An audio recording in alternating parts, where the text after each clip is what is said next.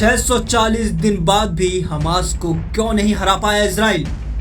Hamas के हौसले पस्त क्यों नहीं कर सका इजराइल? हमास ने इजराइल को फिर दी धमकी। गाजा में एक बार फिर हमास ने इजराइल पर बड़े हमले कर सबको चौंका दिया। उत्तरी गाजा में हमास की अल कासिम ब्रिगेड ने आईडीएफ पर हमला कर 6 सैनिकों को मार डाला और उनके काफिले में आग लगा दी। इजराइल पर कामयाब हमले के बाद हमास एक बार फिर गाजा में उठ खड़ा हुआ है।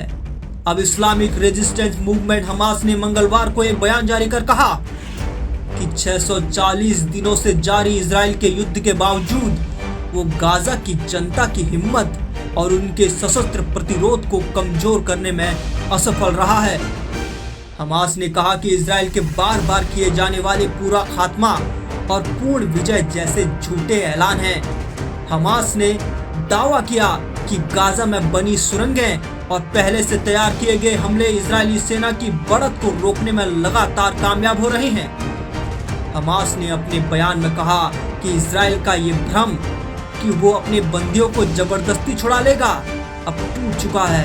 हमास ने दावा किया कि उसने इजराइल के सैन्य वाहनों को उनके सैनिकों समेत तबाह कर दिया और उसके लड़ाके आज भी लड़ाई में डटे हुए हैं, चाहे इजराइल ने उन पर घेराबंदी और भुखमरी जैसी रणनीतियां ही क्यों ना अपनाई हो।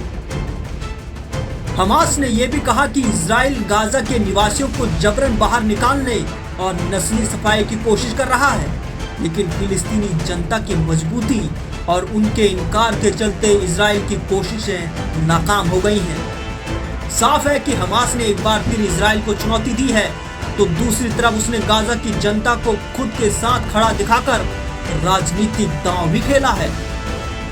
वहीं कतर की राजधानी दोहा में हमास और इजराइल के बीच अप्रत्यक्ष बातचीत फिर से शुरू हुई, लेकिन कोई ठोस परिणाम सामने नहीं आया।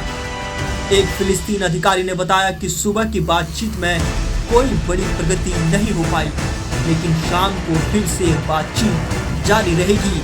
हमास को उम्मीद है कि किसी समझौते तक पहुंचा जा सकता है।